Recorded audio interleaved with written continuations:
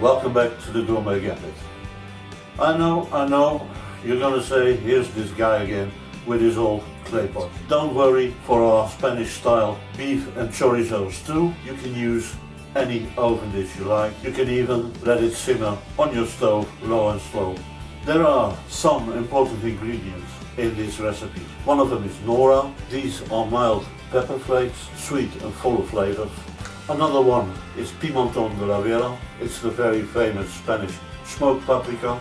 You also need, of course, the chorizo, and this is the dried chorizo we're going to use.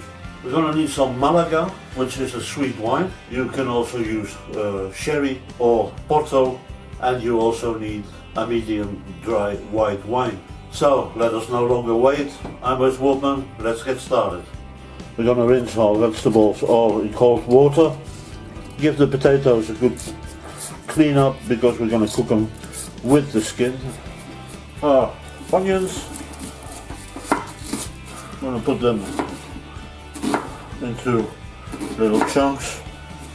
I'm going to put my ingredients in a big pot. This is only to mix all my ingredients with the spices. I'm going to do the same thing with our peppers. Into chunks like this, not too small, so they keep a little bit of consistency in our stew.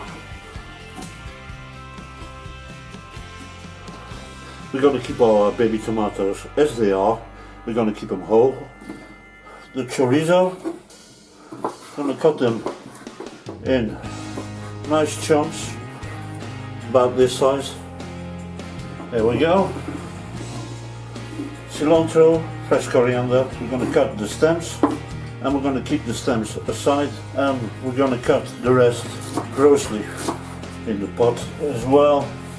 And then we're going to cut the beef in big chunks, and we're going to put this in there as well. 2 tablespoons of coarse sea salt, 2 tablespoons smoked paprika, and half a cup of Nora.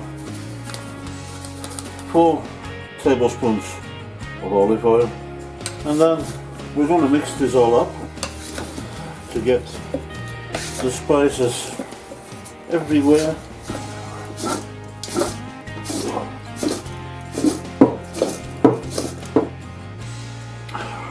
Put a little bit of white wine, maybe a glass of white wine in there, and put your garlic paste in the white wine. If you got fresh garlic, put your chopped garlic in there, just mix it up a little bit.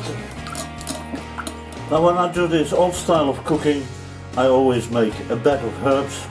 That's a fantastic method to get everything infused from the bottom to the top. Some cloves, 2 star anise, 5 bay leaves, our cilantro stems, and some beautiful fresh thyme. This smells fantastic already. We're going to put our white wine and garlic in there, so this is going to infuse from the bottom up as well. And then we're going to put our beautiful mix in there. Look at this amazing mixture. I mean, this is going to be a dish nobody can resist. Trying to push it a little bit down. Then we're going to pour in half a bottle of sweet Malaga. Or if you don't find Malaga, you can use Porto, and the rest with white wine. So you see, for the moment the level is a little bit low, but our vegetables and our meat is going to release a lot of juice as well. So after 1 hour in the oven, we're going to check this out. So when I'm using these big clay pots or clay pots to cook with, I don't preheat my oven. I start off with a cold oven, so it's all going to warm up evenly. So we're going to put our oven on 170 degrees Celsius, 180 maximum, and this is going to cook at least for 3 to 4 hours.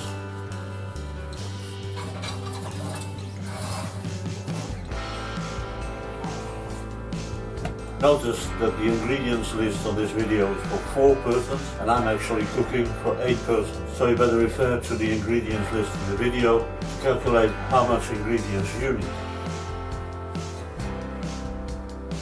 So our stew It's been cooking 2 hours already and the meat is still very tough. I took off some of the juice to push the stew more into the pot.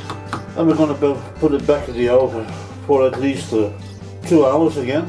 I think with the amount that I'm making for 8 persons, it can go up to 5 hours of cooking. Sadly, all good things comes to an end. Try this recipe out, it is really delicious. You can make it as hot and spicy if you want, or you can keep it on a nice sweet level. So my dear friends, all there's left to say, hasta luego.